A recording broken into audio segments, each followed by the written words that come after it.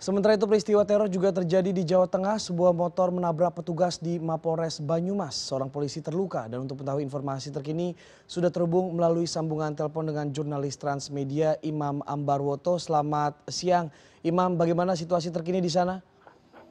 Ya, saat ini situasi di Mapolres Banyumas usai ada terjadinya seorang pemotor yang menerobos ke Mapolres dengan menabrakkan sepeda motor ke salah seorang anggota kepolisian, kemudian lalu mengejar anggota polisi lainnya dengan menggunakan golok. Saat ini situasi Mapolres Banyumas dijaga ketat, baik dari anggota kepolisian dari Polres Banyumas maupun dari Brimob. Sementara lokasi kejadian saat ini juga sudah dilakukan isolasi atau dengan polis lain, dan kemudian juga tim gegana dari Brimob tadi juga sudah melakukan olah TKP dengan mengamankan beberapa barang bukti yang ditemukan di sepeda motor milik pelaku, yaitu berupa tas serta beberapa penutup kepala atau cadar yang berada di bagasi sepeda motor. Begitu Punca. Oke, bagaimana kronologisnya penyerangan di Mapolres Banyumas ini dan juga apakah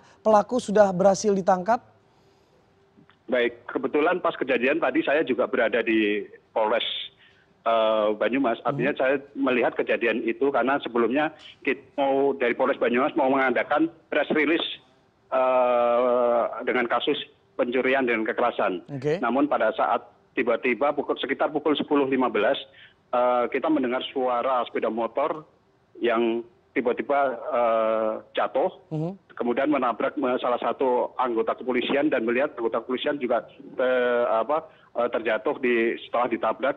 Setelah itu pelaku kemudian mengeluarkan golok setelah mengejar salah satu anggota kepolisian lainnya. Dikejar sampai sambil berteriak, anggota kepolisian minta tolong, lari ke depan Mapolres, ke halaman Mapolres, dan anggota kepolisian yang dikejar itu sempat terjatuh sebenarnya. Sempat terjatuh dan pelaku sempat mengayunkan goloknya sehingga salah satu anggota kepolisian bernama Bribka Karsono mengalami luka di bagian tangan. Sementara salah satu anggota yang ditabrak yaitu Aibtu Suparta itu juga kondisinya tadi juga cukup parah karena sempat terjatuh di halaman Polres setelah ditabrak. Nah, saat itu kemudian polisi langsung melakukan pengepungan, pengejaran, dan pelaku berhasil ditangkap setelah seluruh pintu dari Polres ini ditutup. Akhirnya pelaku berhasil diamankan. Dari pelaku kemudian petugas juga mendapati salah satu bendera yang berlogo ISIS. Pelaku kemudian diamankan ke Mapolres Banyumas.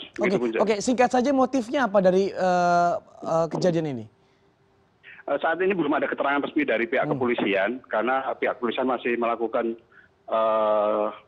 meminta keterangan pelaku, apa motif yang dilakukan dari pelaku. Oke, kita tunggu terus Imam update dari Banyumas. Terima kasih atas laporan Anda.